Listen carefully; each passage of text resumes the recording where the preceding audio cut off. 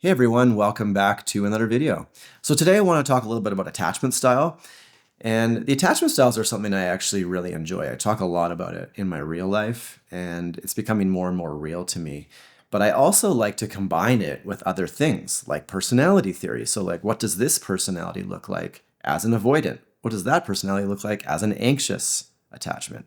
So today I kind of want to explore avoidant attachment. I've had some things come up lately with some people in my own life. I have, extreme avoidance. But I also feel like how I respond to it is maybe personality specific, right? Like my personality, INFJ, is always seeking a level of deeper relationship, I feel like, than maybe a lot of other people are used to. And I think this is an INFJ, ENFJ thing. We're seeking communication, we're seeking understanding, we're seeking relationship. I feel like over the years, I've kind of learned this dance on how to deal with avoidance. Because if I just give them my full energy, it pushes them away. And so I want to title this video something like, can NFJs, INFJs, ENFJs, can NFJs even have a real relationship with a highly avoidant person? So let's look at that. So I just want to quickly summarize the four attachment styles in case you haven't heard it or you need a refresher. So the first is the secure attachment, and that's kind of the ideal scenario. You're not highly anxious, you're not avoidant. Securely attached people, they value closeness and intimacy and relationship, but they can also be by themselves and they're not intimidated by that, right? Like they don't feel super insecure as soon as they're by themselves. So next to secure is the anxious attachment. And anxious people are, well, anxious. But to them, they only really experience security in closeness, in intimacy. And if somebody backs off a little bit, that can be very stressful for a highly anxious person. And really, what is it at the core of it? It's like a fear of abandonment. So they have this fear. They think people might abandon them. And then as soon as there's any kind of pullback or maybe this person takes some space, they'll get a little insecure and start being like, oh no, I wonder if this person's going to leave. I wonder if this person's going to abandon me. So they say that what anxious people really need is reassurance. They need that closeness. They need somebody who's always there. And like how did anxious people get created?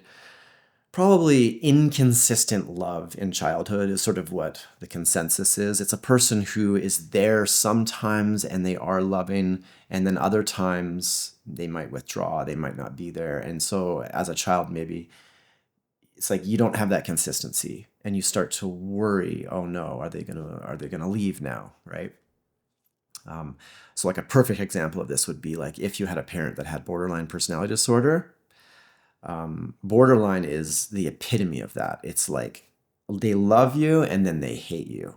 They say that borderline is like one of the hardest people to live with. And if you actually did have a borderline parent, chances are you probably got some anxious attachment issues.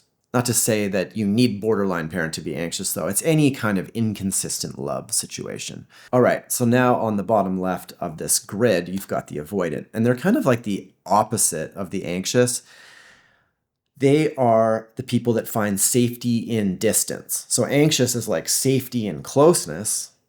Avoidant people are safety and distance. They don't want people glomming onto them. They fear losing their autonomy. They basically, they have a fear of intimacy, really, and they have a fear of conflict sometimes. So in conflict, they often withdraw. That's sort of a clear sign.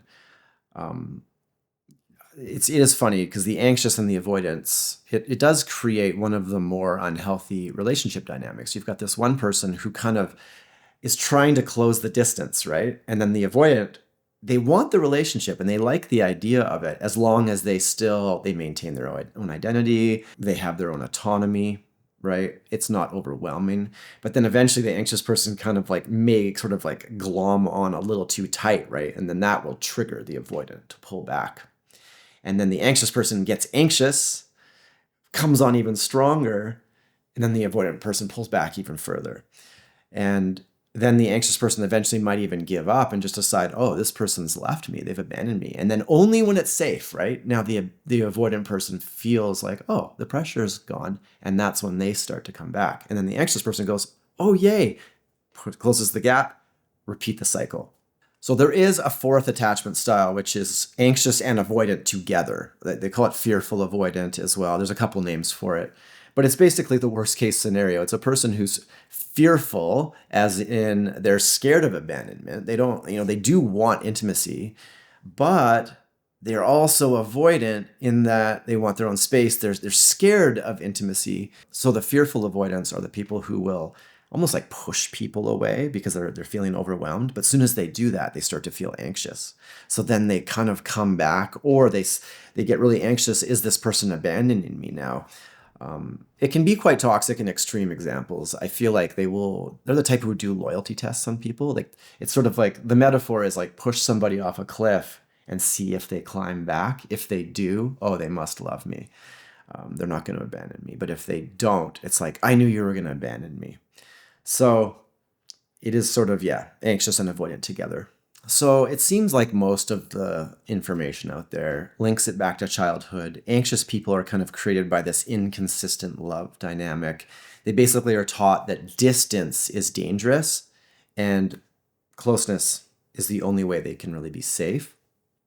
But avoidants, on the other hand, learn the opposite. They learn that being close is how they get hurt. So like that could be somebody who's abusive, for example, or emotionally abusive, or extremely emotionally avoidant parents, for example. Maybe they aren't getting their emotional needs met with their parents. Their parents maybe, make them feel bad or abuse them in some way. And so then they learn to withdraw to find safety away from that. And in the end, they almost learn to just deal with their stuff alone, and they don't know how to deal with their stuff in the presence of people. So that's why conflict for avoidance, I feel like, is quite difficult. So for me, I think that's one of the hardest parts about dealing with avoidance, is if there is a conflict, that's usually where I ramp up communication and I want to talk about stuff. But the avoidant, they don't want to talk. They need space. And they'll actually use that language. They're like, I need space. And then they kind of just ghost. And in the worst case, they won't ever come back. In the best case, they do come back, but they don't really want to talk about it, right? So this is the dance with a securely attached and an avoidant, or an anxious person and an avoidant. So most of the literature out there links it back to childhood, and I believe there is a component of that. However, me enjoying personality theory stuff, I feel like maybe who we are as people, our personalities also affect this stuff. And I would say that INFJs, ENFJs, both these personalities are high in extroverted feeling, which is a cognitive function. So if you actually look at each personality, they will have a cognitive function stack. But extroverted feeling really wants harmony in relationships. It wants communication. It wants understanding. So, like ENFJs, I would say, are some of the best mentors. So I would say maybe NFs in general are wanting a little more relationship than some of the other personalities. NTs, for example, I would say don't have the same relational needs that an NF has. So if there's a conflict, I would say most NFJs, unless they have some kind of avoidant programming from childhood, like a healthy NFJ is going to run towards people in any kind of conflict to try to solve that conflict, because that's where they're going to find their comfort. And that is definitely how I work. It's definitely how my wife Lexi works. So if we do have a conflict, in some ways it's really nice because we're both INFJs. We can't even concentrate until that conflict is dealt with. So we will literally sit down for hours sometimes and talk through stuff and figure it out, maybe make some kind of compromise, maybe make some kind of a system or some way that we can work through this issue in the future. And then we feel a lot better once we do that. So in some ways, it's almost the best situation for an NFJ is to have a partner that isn't avoidant. However, what does that mean? I would say that NFJs in general, if they were going to have an insecure attachment style, so not secure, they're probably going to be anxious. And why? Probably because most of their life they've had family members, friends, whatever, who don't really want the same level of friendship that they want, or maybe the same depth in the relationship. Maybe they have romantic partners who, aren't really, it's not quite there, right? So because of that, they've maybe developed this anxiety that people think they're too much. So I would expect that a lot of NFJ personalities, if they do have an insecure attachment, lean anxious. And then how anxious they lean would be determined by their childhood. But ideally, they would be secure. So when I did the attachment test, like you can go on the internet and do some of these tests. I did end up secure, but I was more towards the right side. So I was leaning anxious, on the anxious side of secure, I should say. So Lexi was a little more anxious than I was. And so I think the thing is that a lot of like NFJs go through as they get older is they learn to manage this a little better. They learn to be comfortable with the fact that not everybody wants the same level of relationship as them.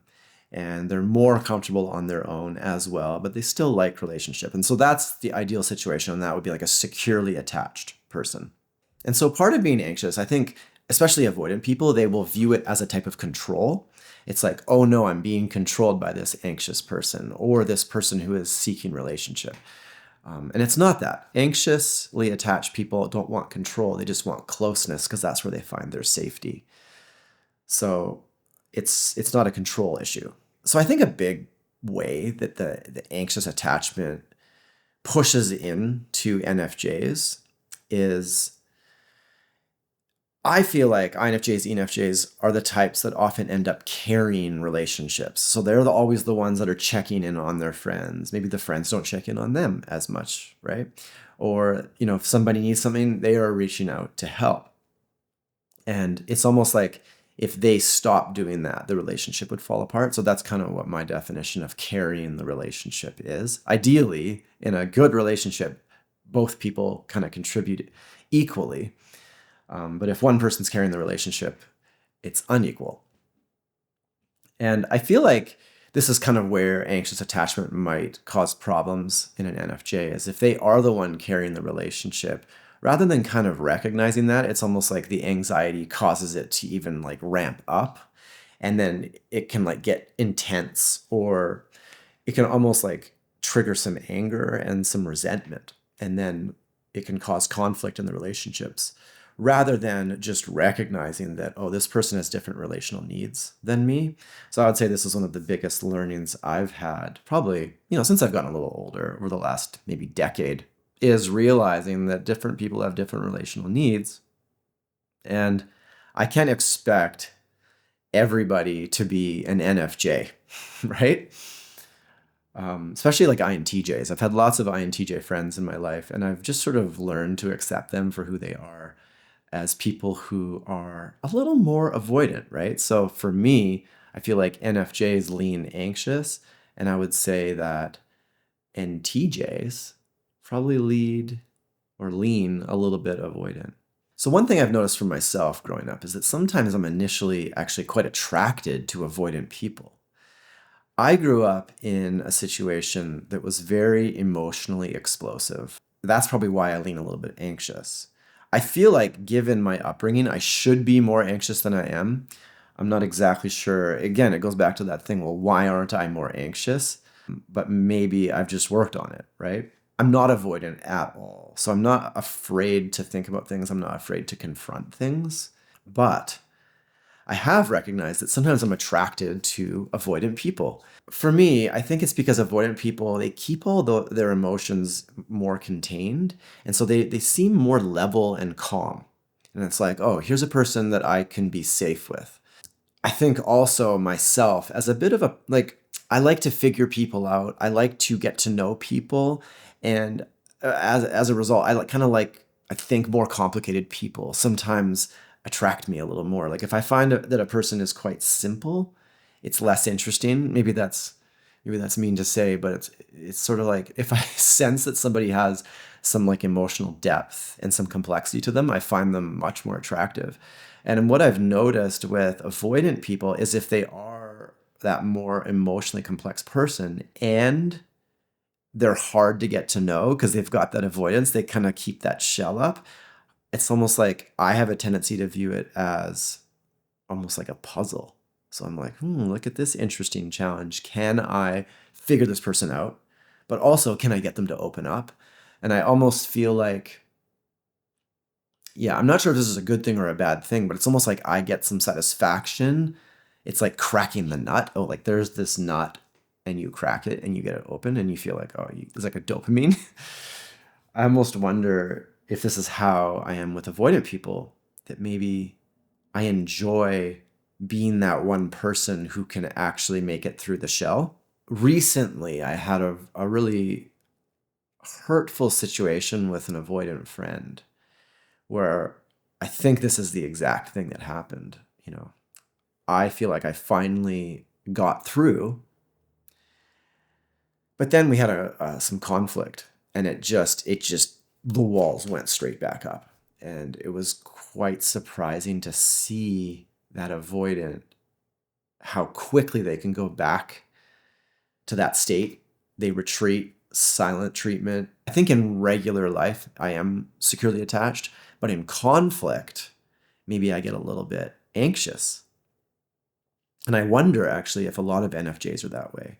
So maybe we're pretty cool and chill most of the time, but then when some kind of relational conflict shows up, we get a little anxious and we want to run to it, we want to fix it. And if we encounter a person who won't let us fix it, I almost feel like that is the worst case scenario. At least it is for me. If somebody won't let me fix the problems, or at least to talk about it, or like make some kind of compromise or something, it's like almost feels a little bit torturous. So that's really my main question, and why I titled the video the way I did is, can NFJs truly have that relationship that they want with a highly avoidant person? So I heard a really good analogy. I thought I would talk about it quickly here. It was on the channel Man Talks. So he's got a channel. It's really targeted towards men, even though I feel like a lot of the advice is great for a lot of people. But he had this analogy for avoidant attachment. Basically, imagine a castle, and it has a drawbridge with a moat.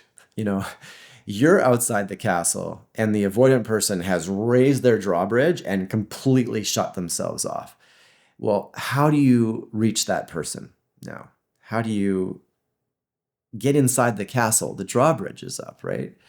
So what he was saying, the difference between anxious and avoidant, I love this analogy, was with anxious people, they want you to like knock on the door. Hey, are you in there? Are you okay? Can I do anything? Can I help you? And then they'll lower the drawbridge when they see that you want in. And then you can now go in. You have to go into the castle with an anxious person because they want reassurance. They're waiting for you to do it. So if you are an avoidant person with, let's say, an anxious partner, that's what the anxious person wants. They want you to approach them, offer that reassurance, let them know that they're not abandoned. However, what if that person's an avoidant and their drawbridge is up? It is very different. Like for myself, I have a very easy time knowing what an anxiously attached person wants, and I can generally give it to them. And I can generally have a good relationship with an anxiously attached person and slowly like make them more secure, I think, because I know how to deal with that. However, I don't know if I know how to deal with a highly avoidant person because now they're in the castle.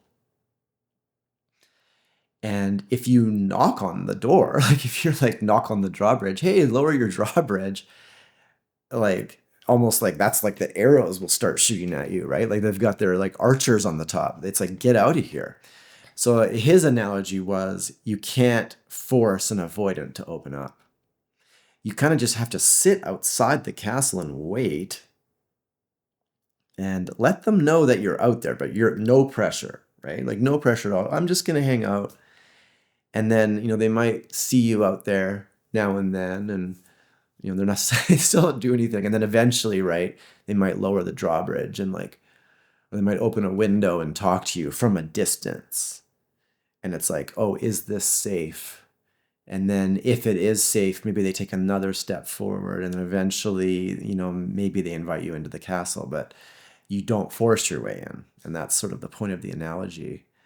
I think this is actually I don't think it's healthy is the problem. If somebody is locking themselves away in a castle, basically, how do you have a relationship with them is my question. I think a perfect analogy for a highly avoidant person is sort of like somebody who's a drug addict or somebody who drinks a lot or something like that. You can't go up to a drug addict or an alcoholic and force them to stop drinking, or you can't even ask them nicely, hey, I would just appreciate it if you just stopped being an alcoholic. The only way for a drug addict, alcoholic, whatever, to get healthy is they have to deeply want it. So I'm not sure if you've had any friends or family who have sort of reached that place where all of a sudden they're like, I don't want this for my life anymore. They have to do that. And then maybe they go to rehab. And it's not that somebody forced them to go. They went because they wanted to. And then maybe they got better. And unfortunately, I feel like maybe avoidant people are the same way. You can never ask them to get healthy. You can't force them to get healthy. The only way is for them to want it, and they're going to do it. Like, they want this relationship. They recognize maybe that their avoidance is a problem. And so with your help, hopefully, you can, over time, lean them more secure. So like the question is, you might put yourself in for a lot of work, and then maybe it still isn't really as close as you want it to be. So it's sort of why I have this question. Like, I don't know if I can really have the relationship I want with somebody while they're avoidant. I can maybe hope that they get less avoidant and maybe eventually become secure, and then I can have the relationship that I want with them. So yeah, NFJs, I think with this castle analogy, the problem is that I'm sitting outside the castle. I'm tempted to like break down the drawbridge and go inside the castle and get that avoidant person and bring them out and like, well, let's talk through it. Let's figure it out. And it's like literally the worst thing you can do. And sort of, I've been realizing this lately. I think what happened was I had some conflict with this highly avoidant person, and I did that.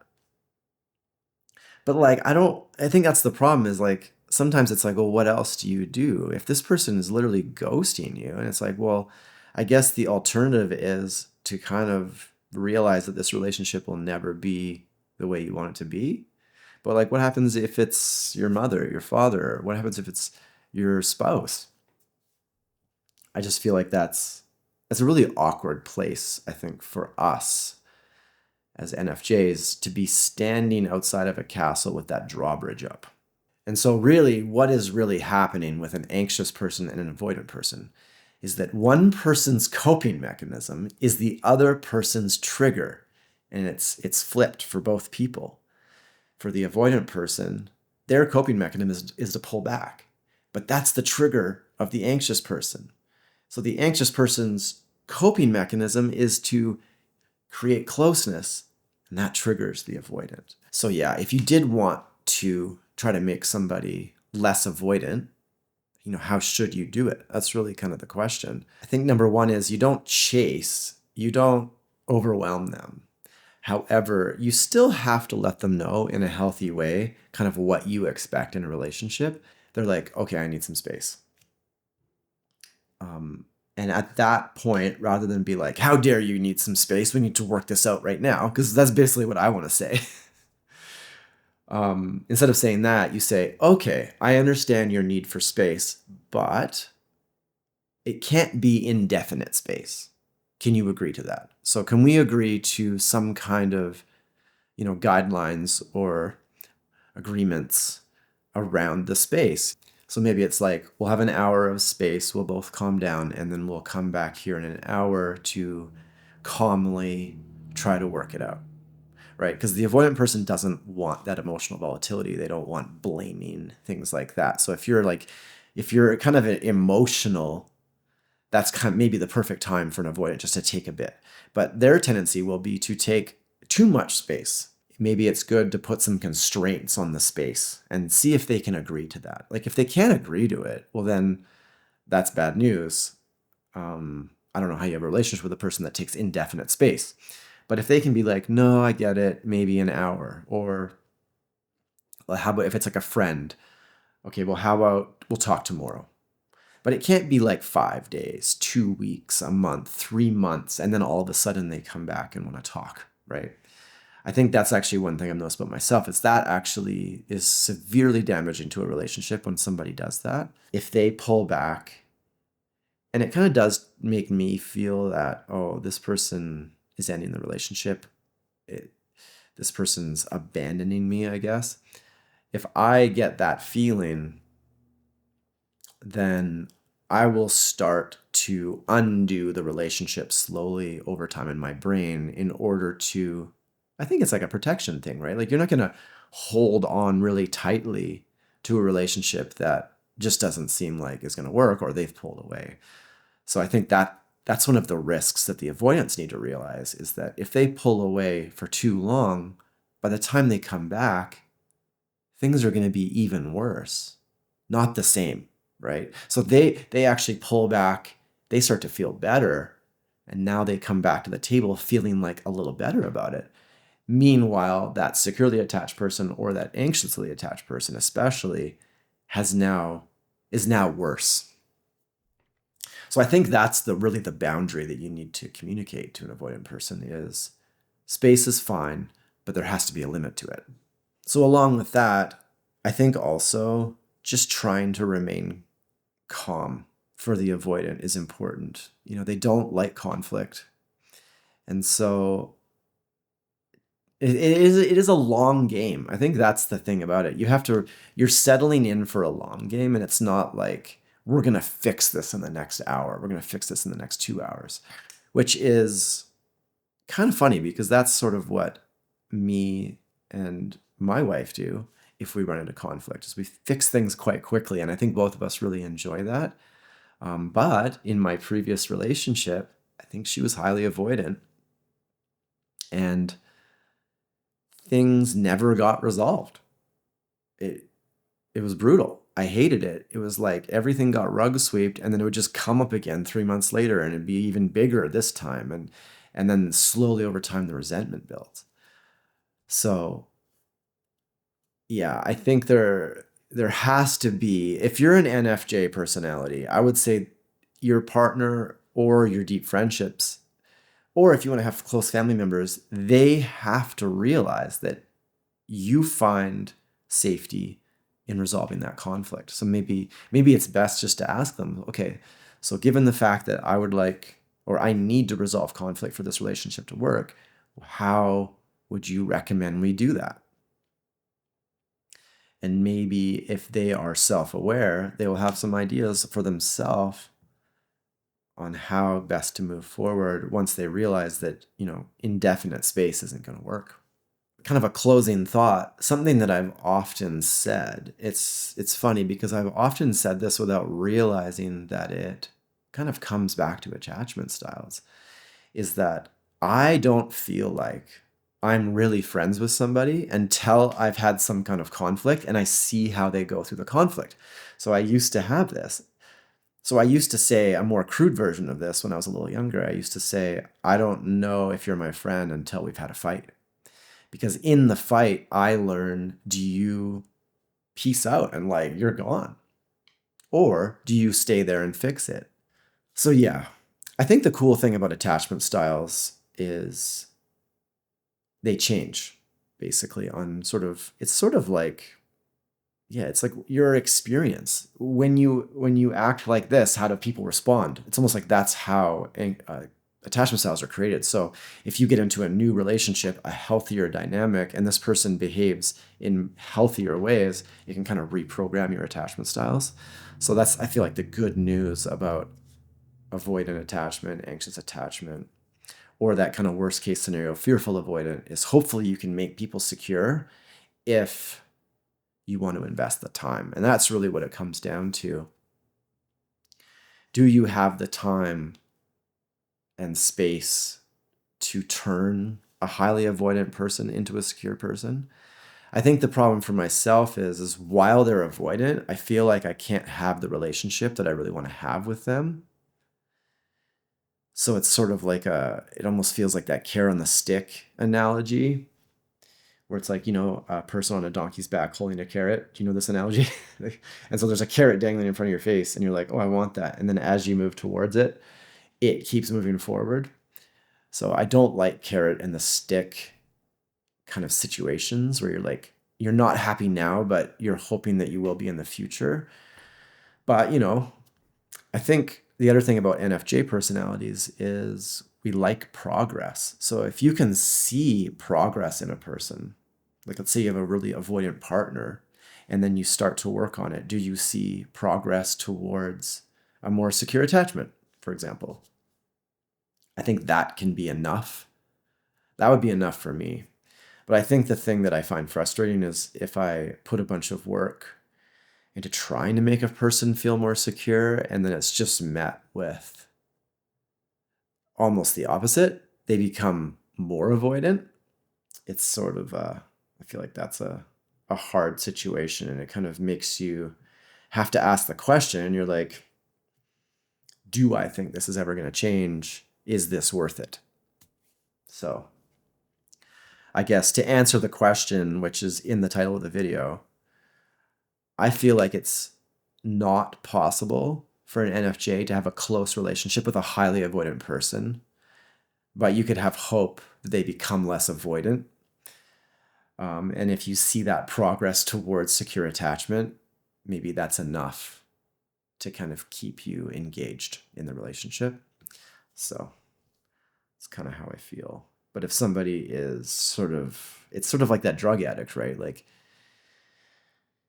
if a person is not going to get clean and you kind of get to that point where you realize that, you're like, this person's never going to get clean. They actually enjoy their addiction. Then maybe that's the point where you have to make your own decision about whether you want to be in a relationship with that person or not. So anyway, I think that's about all I have to say about this right now. I wanted to kind of weave the personality stuff into this because there's so much attachment theory stuff on the internet, but hardly anything to do with personality.